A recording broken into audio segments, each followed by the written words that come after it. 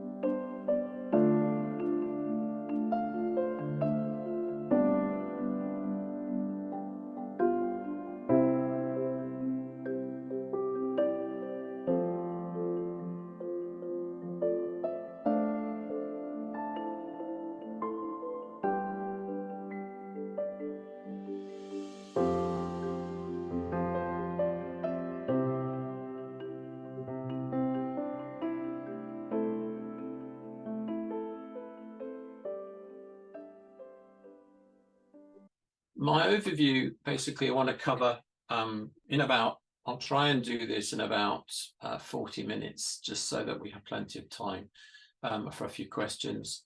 But basically, looking at what is person-centred care first, I'd like to look at that, and it's a perspective from healthcare professionals.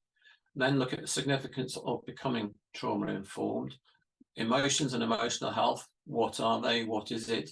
And the significance that that has to our well-being.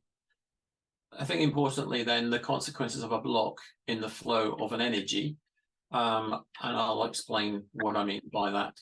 Then finishing off with a little around emotional awareness teaching that we're working on, that I'm building with the Lifestyle Health Foundation and the Person-Centred Neurosciences Society. So what is person-centred care? Well, I'm going to start with what I think it's not. And this is something I feel many people will be familiar with when they've been to see a health professional, and not necessarily for the brain tumour. Often it could be any diagnosis, any condition, and often we feel perhaps that we've been asked questions that are specifically about the condition, not necessarily about the life that we have with the condition that we may be diagnosed with. So it's a subtle difference, really, because it's about the fact that the same diagnosis can affect people differently. You can have many people with one particular diagnosis, but how that diagnosis will impact the way they live their life is going to be very different. And we started to address this at the Person-Centred Neurosciences Society when we started to talk to a number of health professionals who have had that experience of hearing life-altering medical news. And as a result of that work, which you can look at from the P-CNS website, the paper, and I'll touch on that briefly, perhaps what we should be looking at is we need to think more about how the labels can make people feel. And that's where I've focused my attention for quite some time now. And this aspect of different, same diagnosis and how it makes you feel from one person to another. And the paper that we did, the issues that we highlighted in this in terms of the key pointers, I think some key messages, and hopefully encouraging from a point of view that these are health professionals who are offering these pointers, and these pointers are also being shared with other health professionals too. And those are: be comfortable with talking about the person's emotions triggered by the news that they may have received. respond with empathy, and consider sharing emotions that you may experience to support the sense of empathy. Establish a strategy for support, hope, and help, and reduce a feeling of aloneness that can be experienced following the news. And focus on the moment. This was one of the key points, and this was raised by a lovely friend that I've worked with for many years and a neuropsychologist, Dr. Anita Rose, who not only has she had the experience of what's known as the kind of the prodromal to multiple sclerosis, which doesn't necessarily go into multiple sclerosis, and she didn't actually develop it. She had the clinically isolated syndrome, but then more recently, a few years ago, was diagnosed with cancer. Different experiences in terms of the nature of the interaction with the health professionals on those two different occasions. But what she highlights is this issue of focus on the moment. And from her living experience, she is looking at about being prepared, taking the time to be ready and be prepared for that moment, both from a point of view of the health professional, but also obviously the person, but this is specifically for the health professional. And be in that moment that you are with that person, i.e. don't be distracted by other things that might be going through your thoughts at that time as a health professional. Living through that moment at that time, give time and reflect. Now, by experiencing life-altering medical news, the society has now got to a point where we believe there are a few things that need to happen. We need to learn more from what it is like to hear life-altering medical news, and we continue to do that. Provide emotional health support for healthcare professionals in imparting news and the individual receiving news. This is important in terms of if any of you are involved in any form of providing therapy, counselling, coaching, or any other health professional work, you will also realise that it's emotional when you are working with people who have got a diagnosis, but also if you are somebody who is to give that news, it's possible that that person could have been living for 24 hours or so before they had to give that news, and therefore were potentially quite stressed and emotional over knowing the information that they had to give. So it's about recognizing that need for the healthcare professionals as well as the individual, because it's a partnership, in my view. And we need to encourage an open, honest, and secure discussion from the start. Again, this feeling of hope, ownership, control, plus being safe and secure is important for all of us. So, looking at trauma-informed, what the trauma-informed experience is. From my own perspective, I have given it some thought, and here are some words for what I think trauma-informed experience can be. It can be any life event that triggers a physical or non-physical disruption or disturbance to mind and body, leading to a wave of emotions and feelings experienced by the person. And I'll go into that in more detail. But first, I'm going to ask you to consider, how do we know when or if a person is experiencing emotions? And I just want you to give that some thought. And I can see the chat function on my screen. I'm just going to have a quick look to ask. So I want you to, if you could put in your chat just something that you believe, if you're with somebody and they're experiencing emotions, how do you know that they're experiencing? Just a couple of thoughts from people. Put them in the chat, and just do it now if you like, and I'll keep an eye. I should be able to see that, and just see what people are saying. Thank you, Carla. A change in behaviour. Interesting. Right.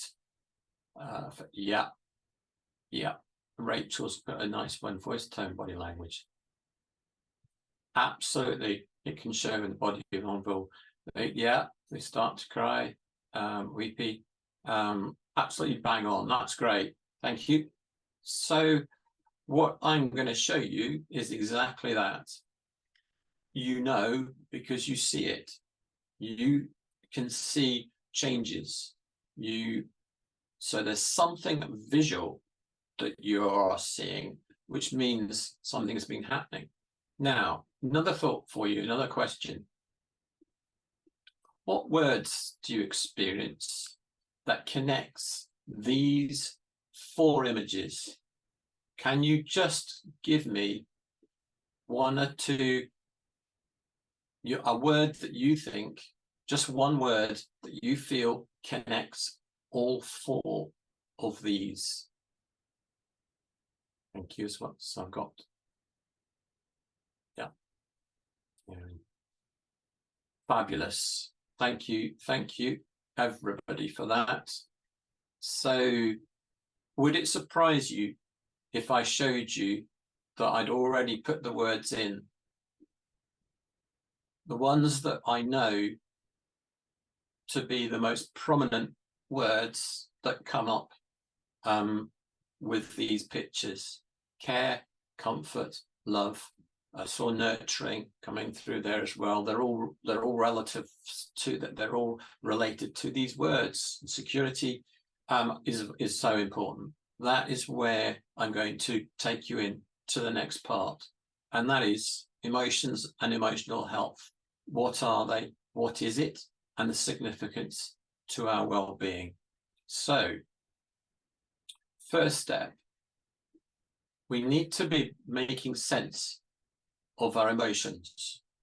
And how do we make sense of our emotions?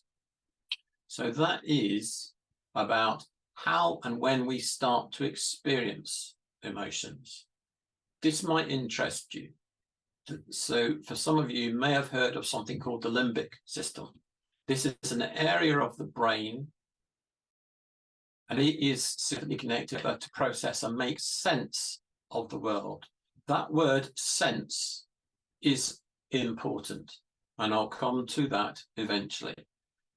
But in terms of looking at emotions, let's just look at how they have been traditionally viewed. So I have put a picture up here of emotions, different types of emotions that have been put on one side on the left and some others on the right.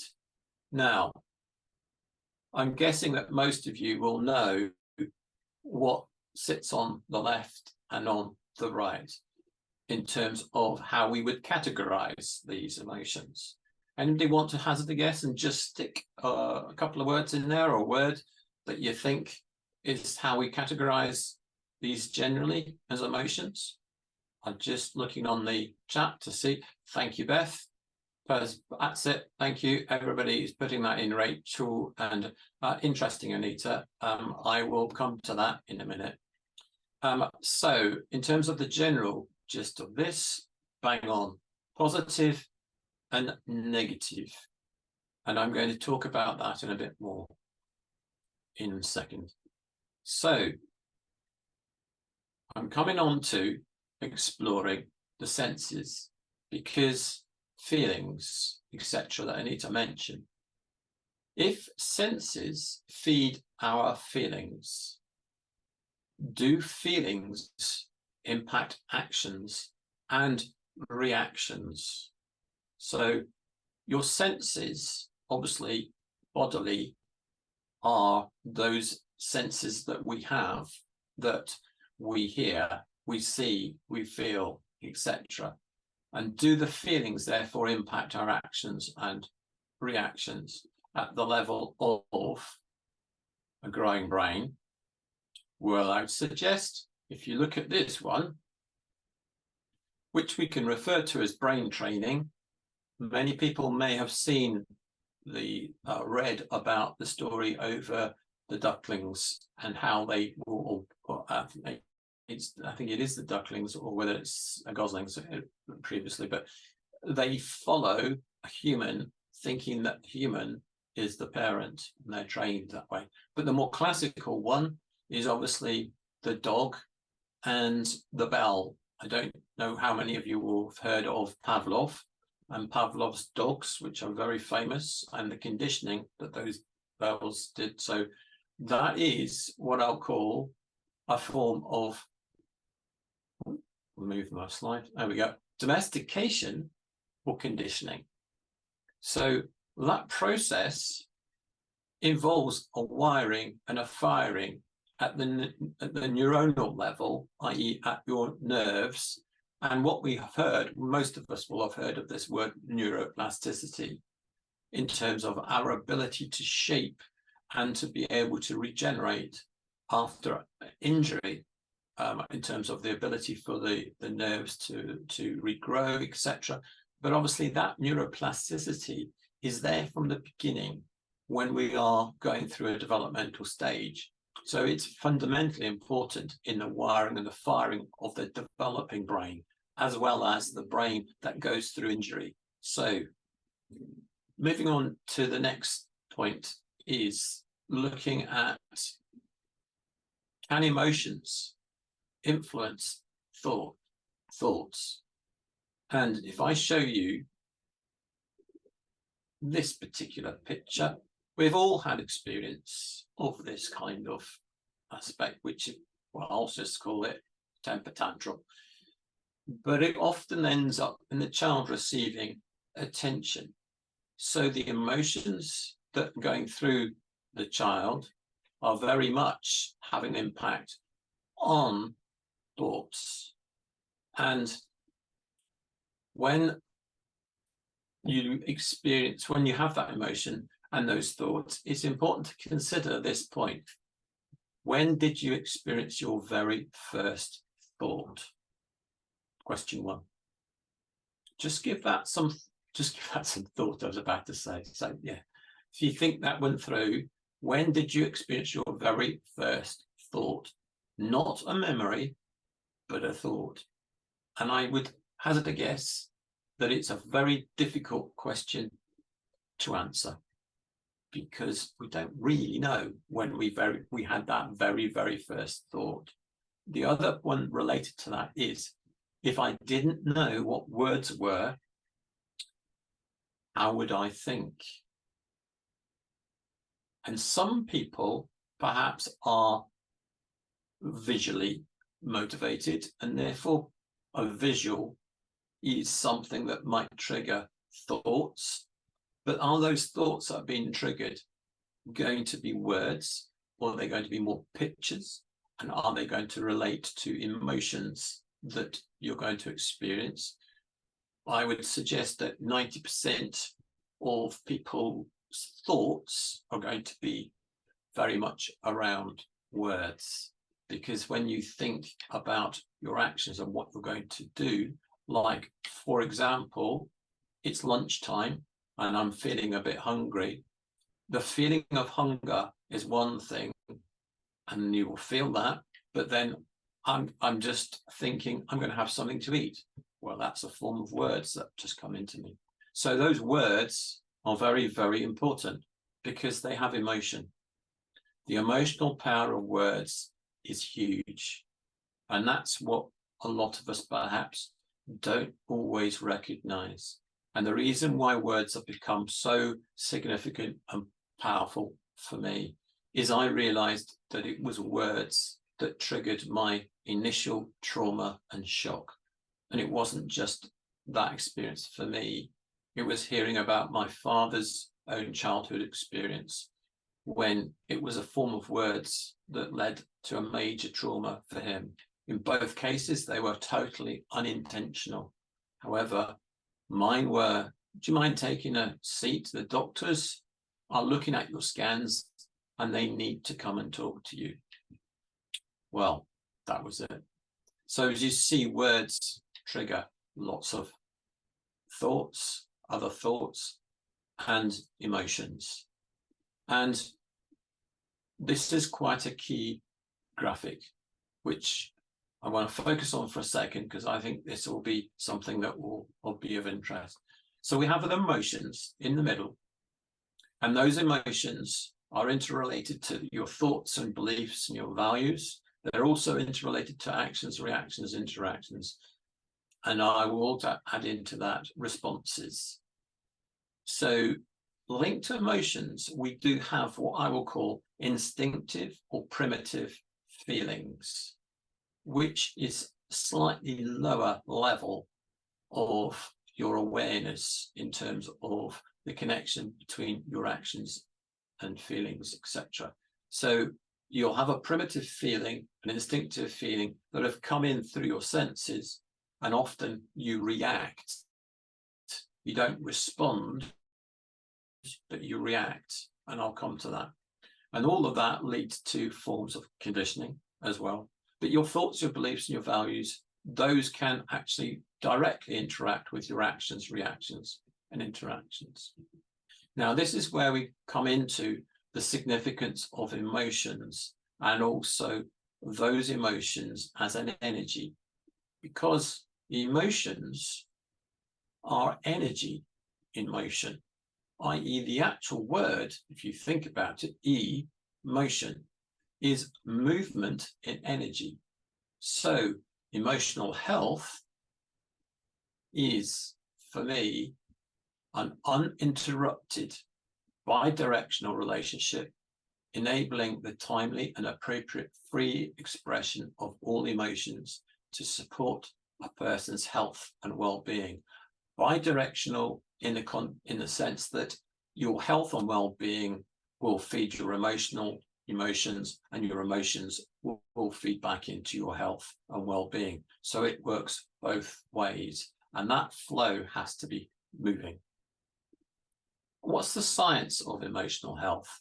Well, these are two really, really good books. The Molecules of Emotion by Candace Pert, who was a neuroscientist, sadly died back in the 90s. And this more recent book around Permission to Feel by Professor Mark Brackett, who is based over in Yale and has done a lot of work. And it is basically laid out here, the neuroscience, research, and logic to explain the significance of emotions as a flow of energy, enabling a person to be balanced or rebalanced following a major life event. And so to be balanced, in my view, that means we're talking about mental, physical, and emotional. And what balances all of that is energies. The energies involved in all of those areas. And why is this important in terms of emotional and emotions? This piece of writing, poetry by Jane is wonderful. By going along with feelings, you unify your emotional, mental, and bodily states.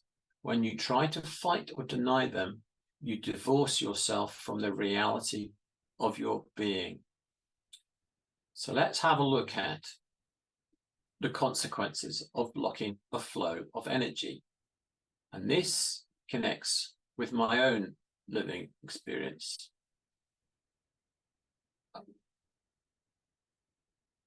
So in terms of the consequences of a block of energy, let's look at a physical flow of energy. So this is a physical flow of energy inside the body, i.e. in the brain.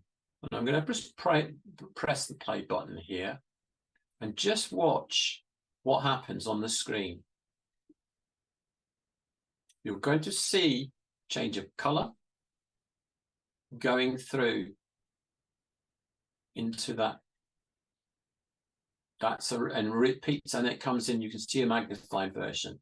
What you're seeing is the cleaning of the brain, and the cerebral spinal fluid flow is cleaning that through. Well, that happens at night time when we're sleeping. And that cleaning is quite important. Well, it's not quite important, it's very important for many reasons in terms of the sleep and the significance of sleep when it comes to the health of the brain and the likes of dementia and Alzheimer's. That has been clearly shown now. So that flow is your flow of cerebral spinal fluid, which is moving along the spine into the brain and background, and it constantly cleans and moves around. Now, when I was diagnosed, I was diagnosed with this tumour sitting right there, right in the middle, on my pineal gland, very rare tumour. Now, what happened here is that was growing to such a size that it had blocked the cerebral spinal fluid flow.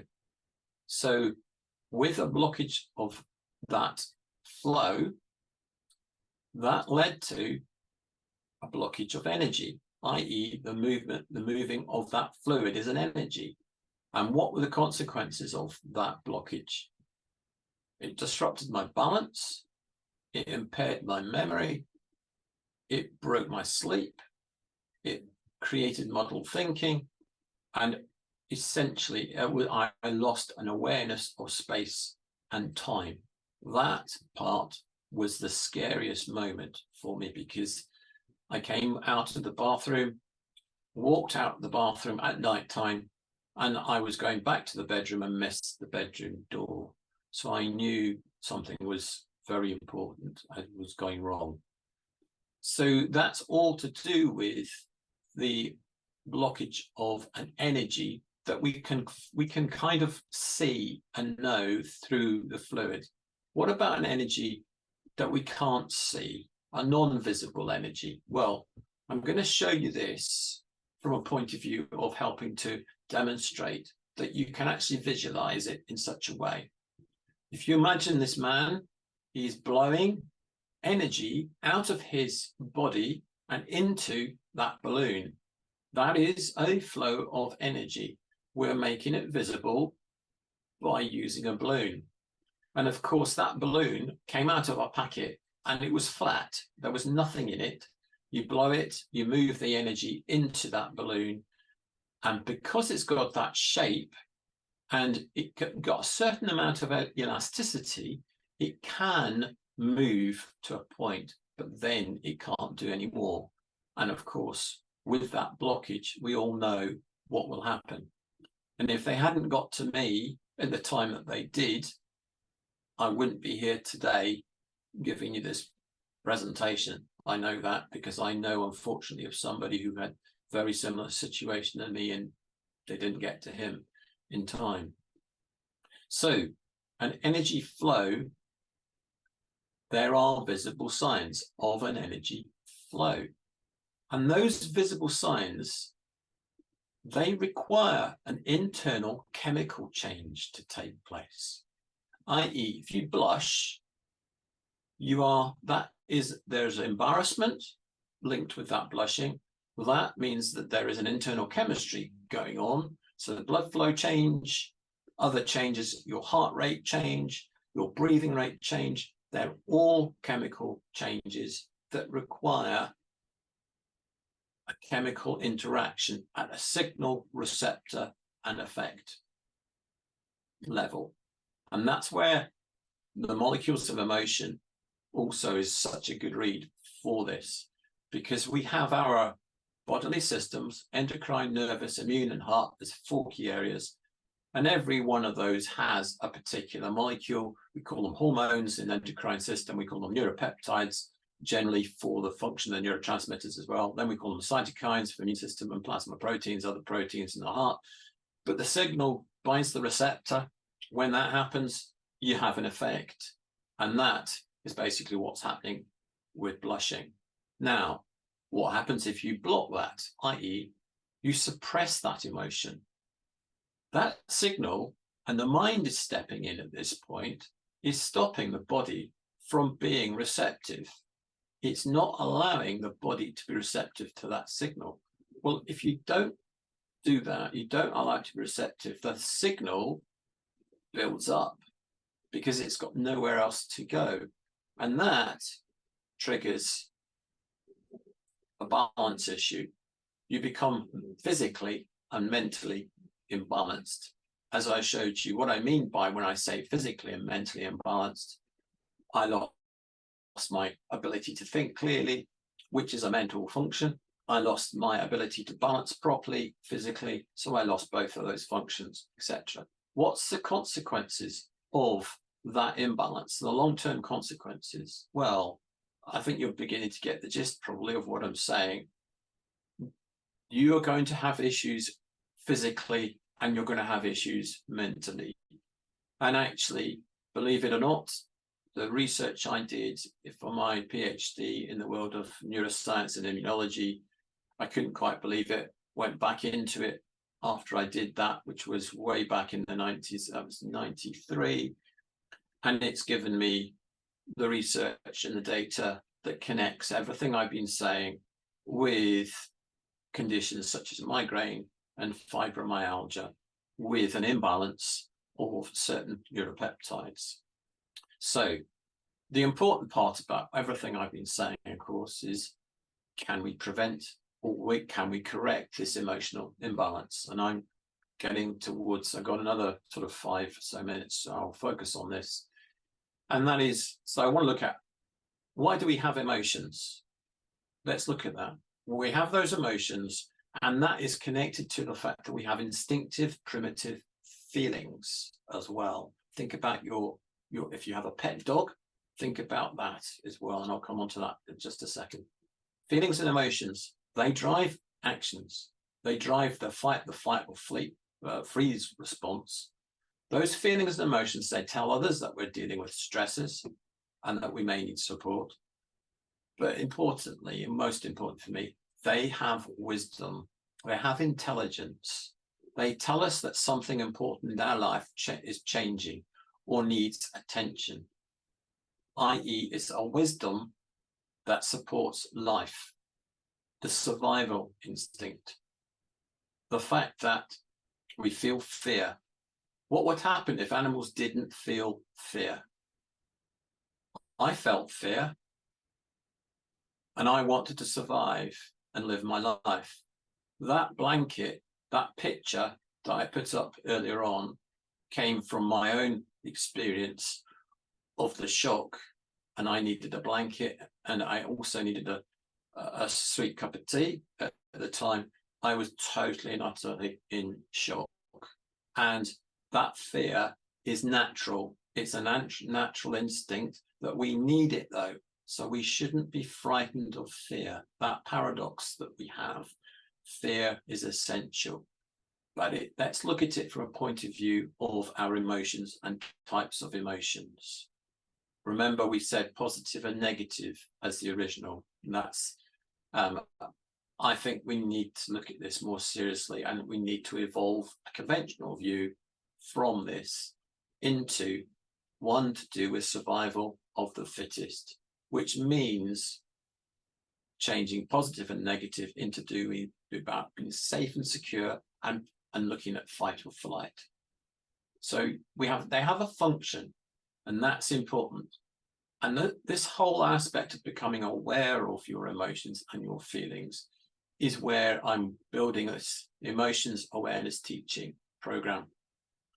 It's by applying a person-centered neuroscience approach to center the person, keep them balanced, that we aim to teach individuals to use all senses. That is, to accurately listen and feel from the heart for the unique point at which the body, mind, and spirit of who you are is balanced. It's only then that we can guide people to maintain their balance point by using and applying creative solutions. That balance point may be helped initially, or moving it out of that extreme unbalanced point may require an initial step of using treatments like pharmaceutical treatments, but it's about knowing when to remove those as the person is coming to the balance point again, where natural solutions can be offered. So it's about looking at that, maintaining a flow of constructive thoughts and emotions. And how do we do that?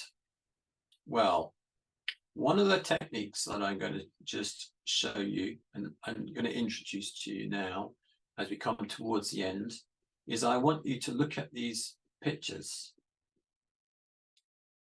You've got those pictures there to see what's going on.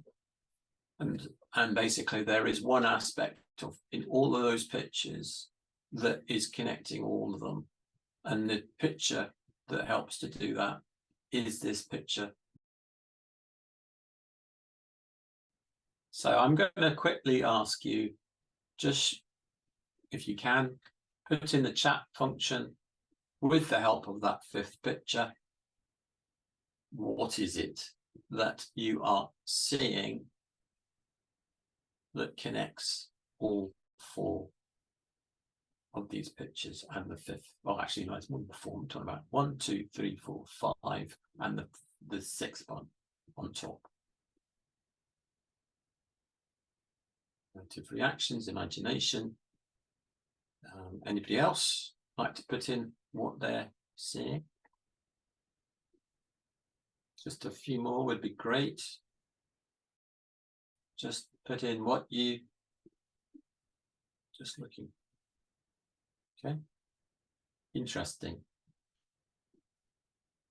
Thank you. When I did this talk for a similar talk for Brainstrust down in Brighton,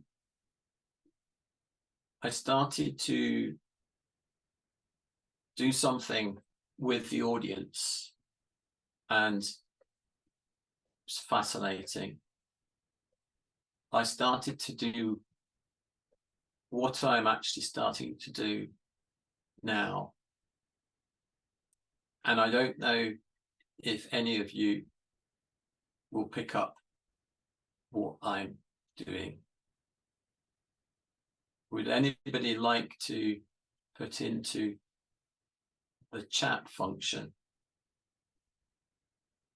what it is that I am physically doing at the moment?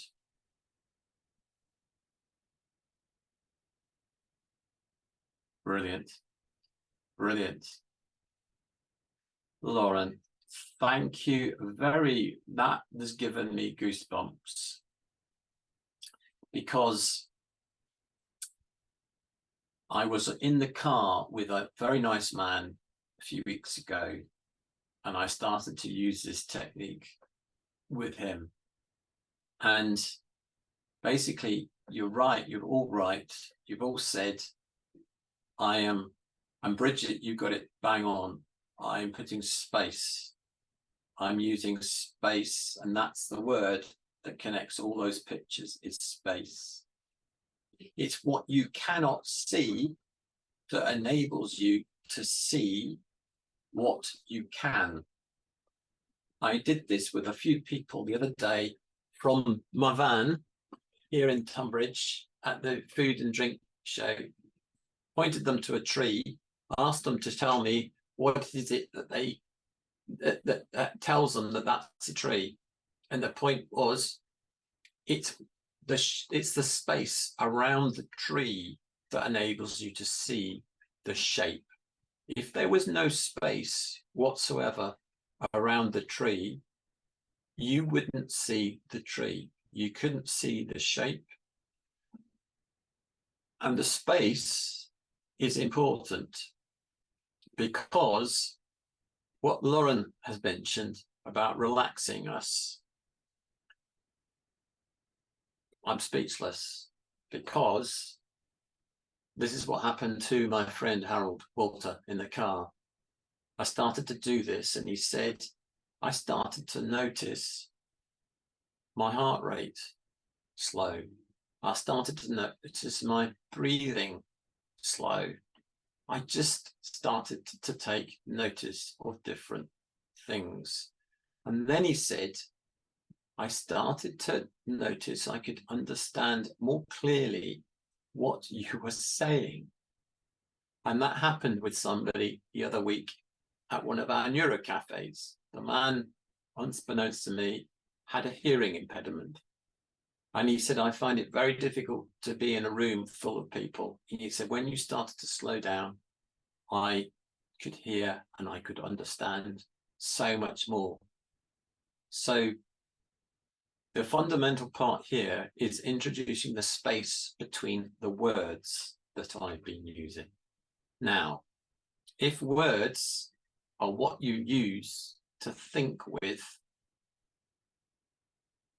think or focus on the space between those words that are coming as your thoughts. And when you do that, you will find something magical could happen for you. Because if you start to focus on the space between those words, those thoughts could be stopped by focusing on the space. I have another technique, which if we have the time, I'll talk to you about when we're more together in the group. But I'm just going to finish off by quickly saying that in terms of the Emotions Awareness Teaching Program, a few of the books that I plan to build into this program. One, The Molecules of Emotion, to help explain and illustrate some of the science that we've just gone through. There are some amazing sections in that book which actually demonstrate how we all have the alchemy, i.e. the chemistry, for us to work and function well. The other part of the book, which is fascinating, The Body at War, which is a book about our immune system, our physical immune system. And I want to focus on that aspect, because if you're living with a diagnosis whereby it is a cancer diagnosis, bolstering your immune system is by far, for me, the best way. And there are studies that are recently showing that using the immune system as a way to generate and create a product to use as a inverted commas pill is demonstrating that it can be effective, which in my view is just highlighting that we, using our own immune system and feeding it well, when I say feeding it, I mean nourishing it, etc., and we can use our own immune system to support us in a better way. And the other two books, Brain Energy, which is a great book by Christopher Palmer, which again is about looking at the food and the importance of foods in terms of energy. I've been following the ketogenic diet for a while, and he talks about that in his book. And then the other aspect, the other book is it's more of a heavy science book, but it's about looking at the environment and how the environment we are surrounding ourselves with can have a massive impact on our immune system and making sure that it's well. So with that, I'm going to say thank you very much for listening, and I hope you've enjoyed this session.